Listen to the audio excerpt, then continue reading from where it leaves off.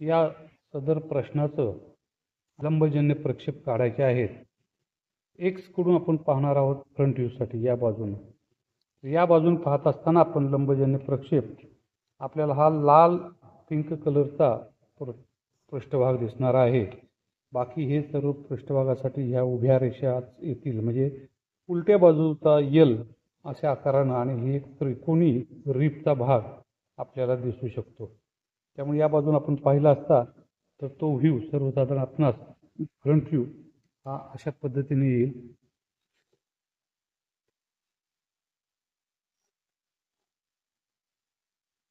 असा काही इथे एक स्क्वेअर होल आहे, त्याच्या डॉटेड आपल्याला दिसतील.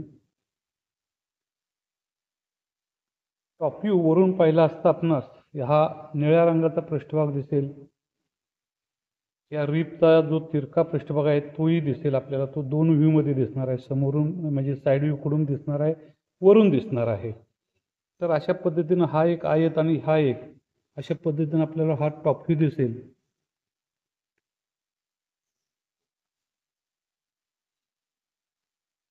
त्याच्यामध्ये हे एक स्क्वेअर होल आणि त्रिकोणी रिपचा वरचा जो पृष्ठभाग आहे तो दिसेल आपणास. आणि मग साईड व्ह्यू कडून पाहिला असता हा पिवळ्या रंगाचा हा पृष्ठभाग आपल्याला दिसेल. या रिपचा पण पृष्ठभाग आपल्याला दिसेल. तर साईड व्ह्यू कडून आपण पाहिला असता आपणास या पद्धतीनं हा पहिला पृष्ठभाग आणि नंतर हे हा पृष्ठभाग आणि त्रिकोणी रिपचा भाग आपल्याला दिसेल. तसंच या स्क्वेअर होलची आतील बाजूला असल्यामुळे बाहेरून दिसत नाही, त्याच्या डॉटेड आपल्याला दिसतील. अशा पद्धतीने एकंदरीत हा व्ह्यू, तीन व्ह्यू आपल्याला दिसतील. चला तर प्रत्यक्ष आपण आता कागदावरती काढूया. ड्रॉइंग पेपरवरती मी पूर्वतयारी करून ठेवलेलं आहे. एक्स आणि वाय अक्ष काढलेले आहेत. आता आपल्या लक्षात आलेलं आहे की फ्रंट व्ह्यू या बाजूला येणार आहे, साईड व्ह्यू इकडे येणार आहे आणि टॉप व्ह्यू इकडे येणार आहे. तर आपण प्रथम फ्रंट व्ह्यूच्या दृष्टीने विचार करूया की फ्रंट व्ह्यूची साठी एकूण लांबी जी आहे ती 90 आहे, म्हणजे 90 मिलीमीटर, आणि त्याची उंची आहे 60 मिलीमीटर. तर आपण 90 मिलीमीटरचं मार्किंग लांबीच्या दिशेनं जे मार्किंग आहे ते आपण करून घेऊया. एकूण 90 आणि त्याच्यामध्ये जे टप्पे आहेत ते आपण पाहूया. पाठीमागून 20, म्हणजे 90 कडून 20 म्हटलं की हे 70 वर एक आला टप्पा. त्यानंतर ह्या त्रिकोणी रिपचा हा भाग 20 मिलीमीटर आहे, म्हणजे पुन्हा 50 वरती आलो आपण. आता या राहिलेल्या 50 मध्ये एक स्क्वेअर होल आहे की ज्याची बाजू 20 आहे, म्हणजे स्क्वेअर होलच्या दोन्ही बाजूला 15-15 मिलीमीटर आणि मध्ये 20 मिलीमीटर अशी ही मार्किंग येतील. आता उंचीच्या दिशेने जर आपण बघितलं तर दोनच टप्पे आहेत, 21 मिलीमीटर आणि एकूण 60 मिलीमीटर असे दोन टप्पे आहेत. तर या पद्धतीनं एकूण 60, म्हणजे इथपासून होतोय 25 मिलीमीटर आणि 60 मिलीमीटर असे दोन टप्पे इथे होत आहेत. तर आता ही जे मार्किंग केलेलं आहे ते मार्किंग आपण जिथं जिथं आपल्याला आवश्यक आहे तिथं ओढून घेऊया.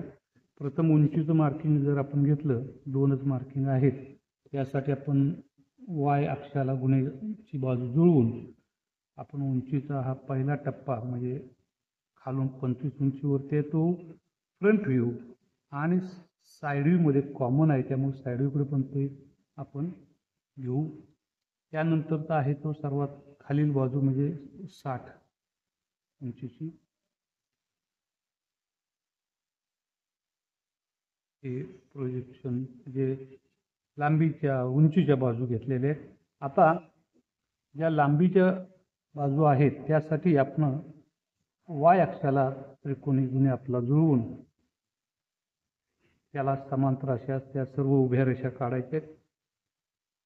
पहिलं 20 मार्किंग ऑलरेडी आहे. इथून चौकोनी छिद्राची पहिली कडा 10 मिलीमीटर अंतरावरती आहे. तिथून पुढं 20 मिलीमीटर त्याची रुंदी, लांबी. पुन्हा रिपचा जो शेवटचा भाग आहे त्याचं मार्किंग आहे. त्यानंतर उभी जी बाजू आहे त्याची पहिली बाजू म्हणजे आतील बाजू आणि हे शेवटचं 90 मिलीमीटर अंतरावरील ही बाजू. अशी आवश्यक तेवढी मार्किंग आपली फर्स्ट फ्रंट व्ह्यूमध्ये झालेली आहे. आता आपणास आवश्यक त्या रेषा इथं आपल्याला स्पष्ट करून फ्रंट व्ह्यू कंप्लीट करायचा आहे. पाठीमागची ही जी बाजू आहे ती स्पष्ट रेषेमध्ये आहे. ती पूर्ण उंची आपण काढून घेऊ. त्यानंतर जी 20 अंतरावरील आहे ती खालून 25 अंतरापर्यंत आहे.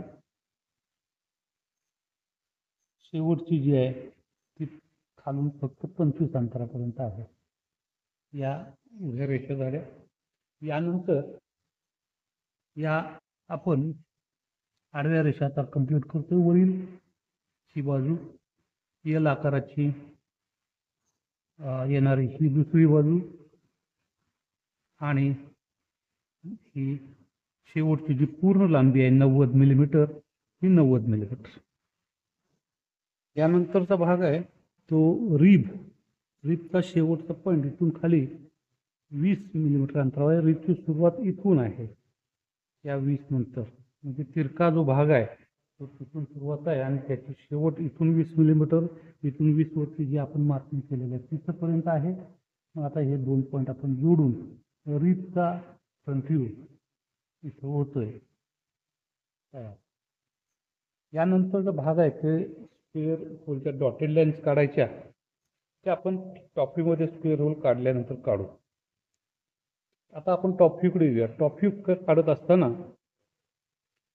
आपणास रुंदी लागेल. रुंदी एकूण 50 आहे आणि सेंटर लाईनच्या दोन्ही बाजूला सिमेट्रिकल आहे. त्यामुळे आपण 50 आणि आधी सेंटर लाईन एवढंच मार्किंग करून घेऊ. 50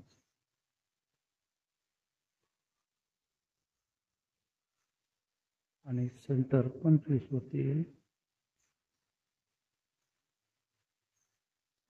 आणि त्यातून त्या आडव्या रेषा आपणास काढाव्या लागतील. लांबीची सगळी प्रोजेक्शन आपण घेतलेली आहेत ऑलरेडी. फक्त रुंदीच राहिलेली आहे. आता ही रुंदीचा हा सेंटर लाईनचा भाग आहे तो आपण लगेचच स्पष्ट करून घेऊ. त्याचवेळी वाय अक्षापर्यंत ही सगळी मापं आपण टाकून घ्यायची आहेत. म्हणजे पुन्हा वाय अक्षावरून आपल्याला साईड व्ह्यूसाठी एक्स अक्षावरती ट्रान्सफर करायची आहेत. सेंटर लाईन आपण लगेचच पूर्ण करून घेऊ. एक मोठी डॅश एक छोटी डॅश एक सारख्या गॅप त्याच्यामध्ये स्पष्ट दिसेल असा आणि वस्तूच्या बाहेरपर्यंत सेंटर लाईन. आता सेंटर लाईन झाल्यानंतर बाकीची मार्किंग टाकायला सोपं जातं. टॉप व्ह्यूकडे पाहिला असता सर्वसाधारण हा पूर्ण आकाराचा आयत पहिला दिसेल आणि त्याच्यामध्ये हाही एक फोड दिसेल या रुंदीची. ती आपण कंप्लीट करून घेऊ.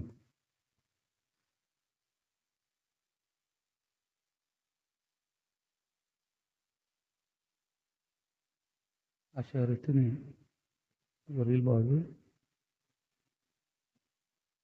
खालील बाजू या दोन पुढची भाग हा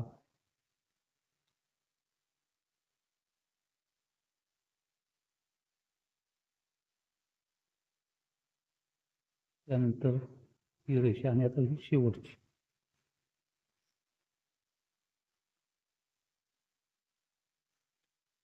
आता रिब आणि आपल्याला इथं असणारं चौरस छिद्र याचे मार्किंग्स काही आहेत, आपल्याला काही करावे लागणार आहेत. तर या ठिकाणी सेंटर लाईनचा वापर करून त्यासाठी आपण 10 मिलीमीटरची रिब आहे त्यामुळे 10 मिलीमीटरची इथं दोन मार्किंग्स करून घेऊ.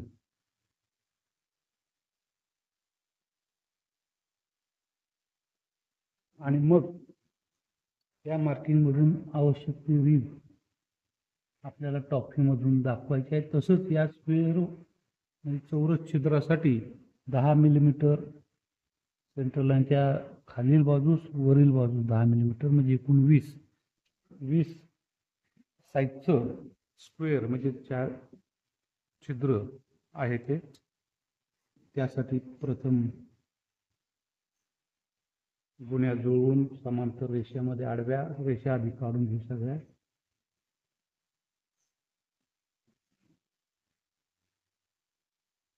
प्रथम हे स्क्वेअर छिद्र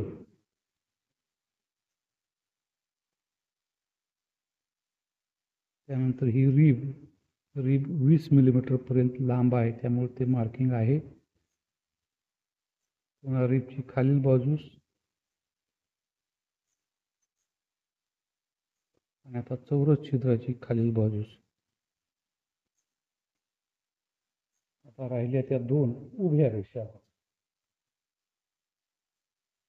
त्यासाठी पुन्हा वाय अक्षाला समांतर किंवा कोणत्याही उभ्या रेषेला समांतर असा गुण्या जुळवून ही प्रथम चौरस छिद्राची ही कडा, त्यानंतरची ही आणि रीबचा खालील टेकलेला पृष्ठभाग ती कडा. आता यानंतर आपण याच छिद्राचे फ्रंट व्ह्यू मध्ये दिसणारे प्रोजेक्शनचा विचार करूया. म्हणजे या बाजूकडून आपण फ्रंट व्ह्यू पाहत असताना हे छिद्र आतल्या बाजूस आहे, त्यामुळे इकडून आपणास दिसत नाहीये, ते आतील आहे. परंतु या 2 कडा त्या आपल्याला दिसणार म्हणजे आहेत, त्याच्यासाठी आपल्याला डॉटेड काढावे लागतील. त्या डॉटेड आपण काढूया. आता डॉटेड एकसारखं डॉटेड आणि दोन्हीमध्ये गॅप स्पष्ट दिसेल असा गॅप आवश्यक आहे, आणि फक्त वस्तूच्या मर्यादेपर्यंतच ती डॉटेड आपण काढायची आहे.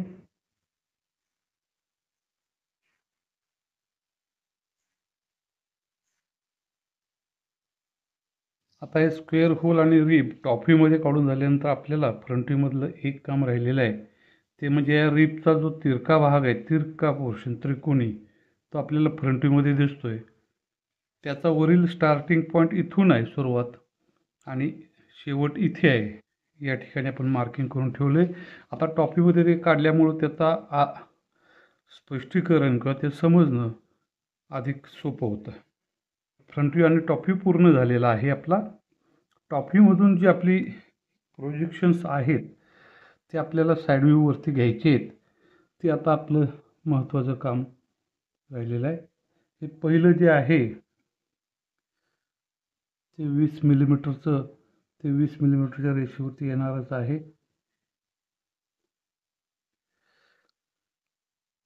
त्यानंतर जी बाकीचे आहेत ती प्रोजेक्शन्स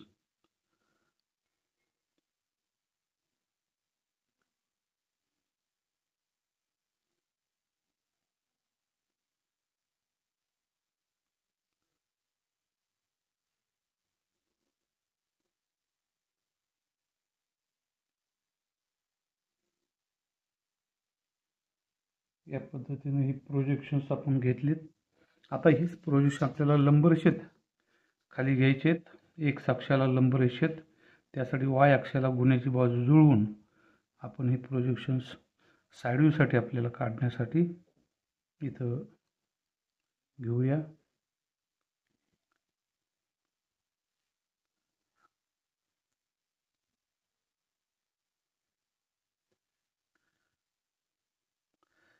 सेंटर लाईन 20 स्क्वेअर होलची पलीकडची बाजू आणि ही शेवटची. आवश्यक त्या रेषा आता आल्यामुळे आता राहिलेला व्ह्यू आपण पटकन पूर्ण करूया. वरील रेषा जी आहे ती पूर्ण रुंदीची आहे. ही तसंच हा टप्पा हा देखील पूर्ण रुंदीचा आहे. त्यात 3 रेषा आणि तळाची हे आपण काढून घेऊया. आडव्या ही तळाची पण पूर्ण रुंदीची आहे. उभ्या रेषा दोन्ही बाजूच्या कडा पूर्ण उंचीच्या आहेत.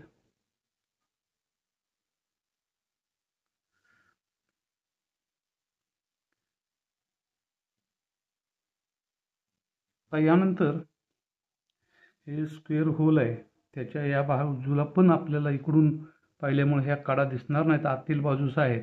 त्यामुळं या कडासाठी 3 देखील डॉटेड लाईन येणार आहे. हे स्क्वेअर होल या उंचीत आहे, त्यामुळे याच उंचीत त्या डॉटेड लाईन काढायचे आहेत.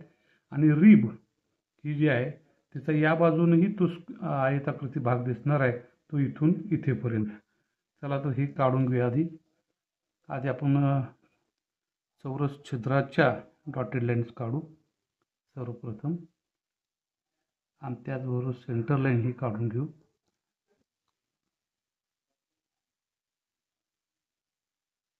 डॉटेड लाईन एकसारख्या आणि फक्त वस्तूच्या मर्यादेतच काढायचे आहेत. त्यानंतर सेंटर लाईन मात्र आपल्यास वस्तूच्या बाहेरपासून बाहेरपर्यंत आणि एक मोठी डॅश छोटी डॅश या पद्धतीनं काढायचे आहेत.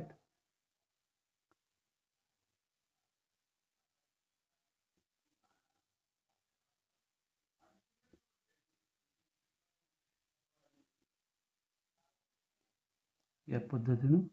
आणि दुसऱ्या बाजूचे स्क्वेअर होलच्या डॉटेड लाईन्स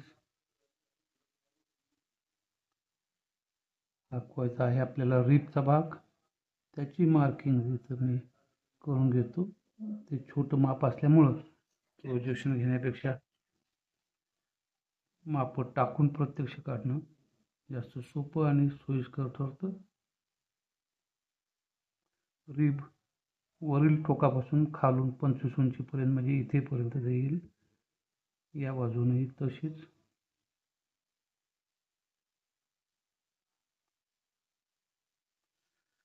अशा रीतीने आता आपला साईड व्ह्यू देखील इथं पूर्ण झालेला आहे. आता जे आहे ते आपणास याची मापं देणं आणि नावं देणं ही 2 महत्त्वाची कामं आहेत. मापं देण्यासाठी आपण नेहमीच 2 व्ह्यूमध्ये जी कॉमन माप आहे तिथं देतो, त्याप्रमाणेच इथं देऊया आपण. म्हणजे लांबी ही टॉप व्ह्यू आणि फ्रंट व्ह्यूमध्ये कॉमन आहे, त्यामुळे त्या दोन्हीच्या मध्ये आपण फ्रंट व्ह्यूच्या वरती लांबीसाठी मापाची रेषा काढू, डायमेन्शन रेषा. तसंच रुंदी ही टॉप व्ह्यू आणि साईड व्ह्यूमध्ये कॉमन आहे, तिथंही एक मापाची रेषा काढू. उंचीसाठी आपण फ्रंट व्ह्यू आणि साईड व्ह्यूमध्ये जी कॉमन आहे त्यासाठी आपण इथं फ्रंट व्ह्यूच्या साईडला त्या पद्धतीनं एक मापाची रेषा काढू. तिथे आपणास रेषेला क्रॉस रेषा छोटीशी काढायची असते, ती काढून घेऊया.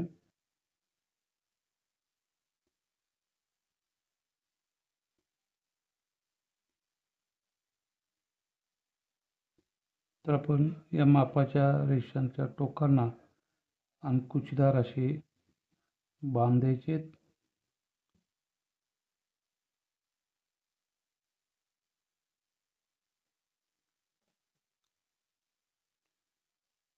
हे 10 आणि नंतर 20, 20, 20 आणि 20 असे एकूण 90 झाले. उंची 25 आणि 35 म्हणजे 60. इथे 15, 20 आणि 15 असे एकूण 50.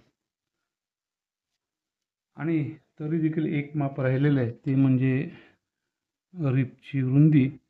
ती आपण इथं टॉप व्ह्यूमध्ये देऊ.